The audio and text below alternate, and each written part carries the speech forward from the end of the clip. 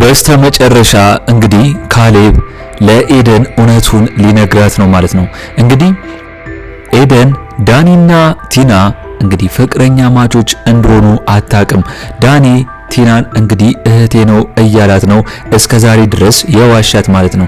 ነገር ግን አሁን ላይ ካሌብ ምንም የሁለቱ ነገር ስላልጣመው አባትየውንም እንግዲህ አስወጣልኝ ብሎ ቢለምነውም ነገር ግን እሱ ይህንን ነገር እንደማያደርግ ስለነገረው ስለዚህ አሁን የመጨረሻው ነገሩ ካሌብ ለኤደን የዳኒን ውርደት ነግሯታል ማለት ነው። ስለዚህ አሁን ላይ ዳኒ ምን ብሎ ነው የሚያስረዳት?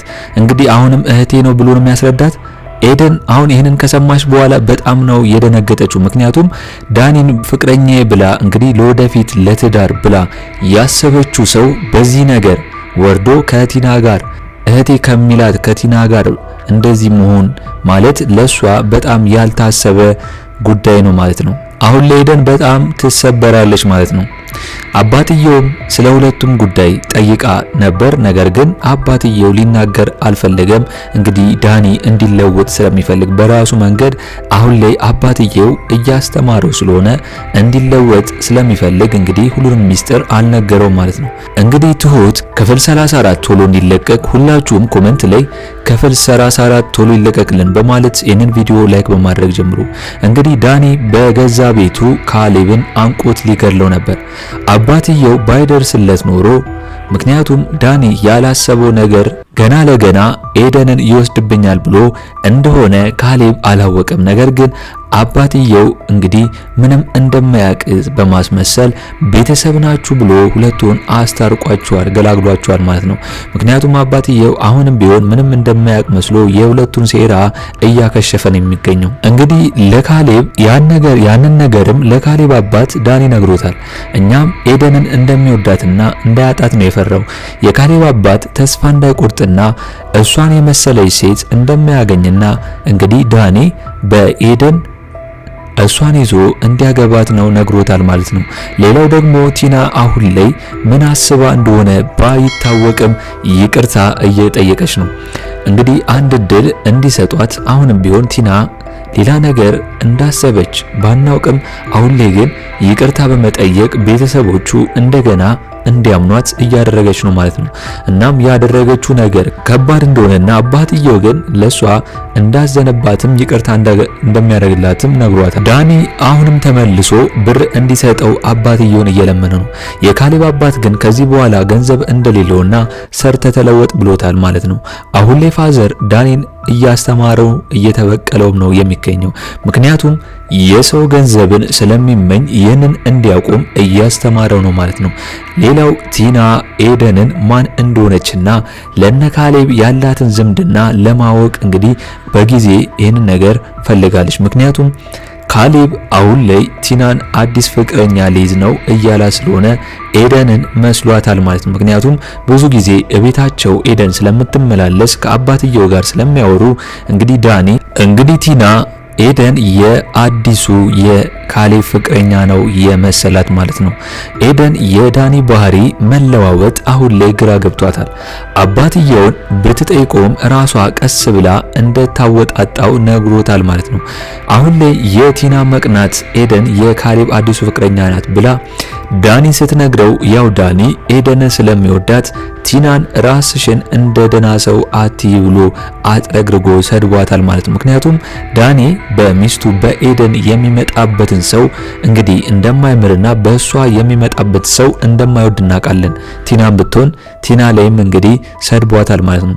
እንግዲህ ዳኒ ኤደንን እዛ ቤት እንዳትሄድ እንግዲህ ከልክሏታል። ምክንያቱም ካሌብ መጥፎ ልጅ እንደሆነና ሌላ ሴት ሊያመጣ ነው እንዳትሄጅ ይላታል። ነገር ግን አሁንም ቢሆን ለዳኒ ሰርተን እንለወጥ እና ያፈራነውን አፍርተን ተጋብተን ኑር እያለችው ነው የምትገኘው።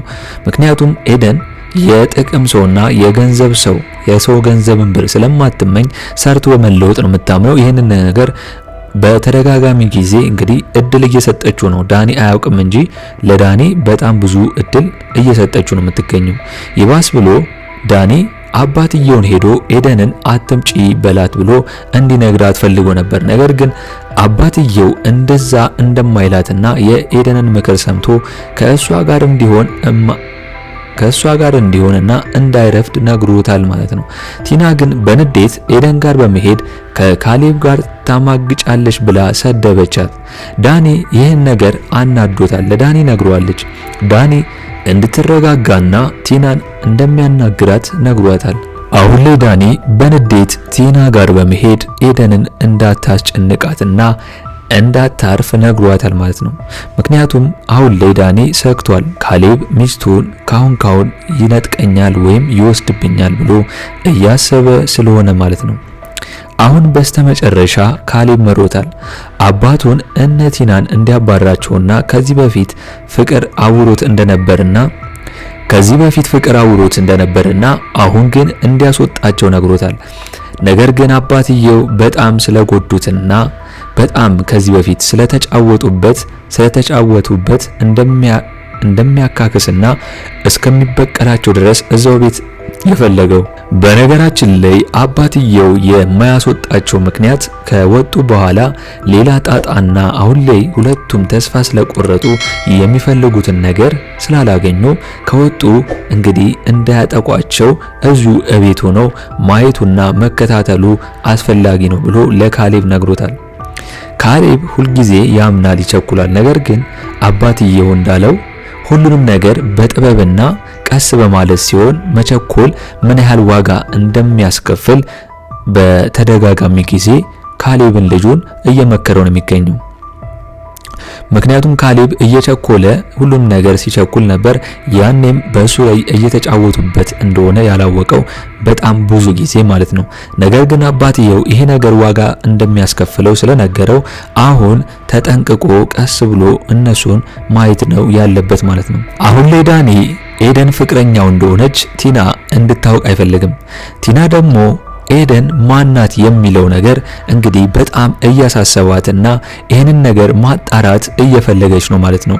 በዚህ ጋር ደግሞ ካሌብ ኤደንን ጠርቷት ዳኒና ቲና ፍቅረኛ ማቾች አይደሉም ብሎ እንግዲህ መርዶን ነግሯታል ማለት ነው።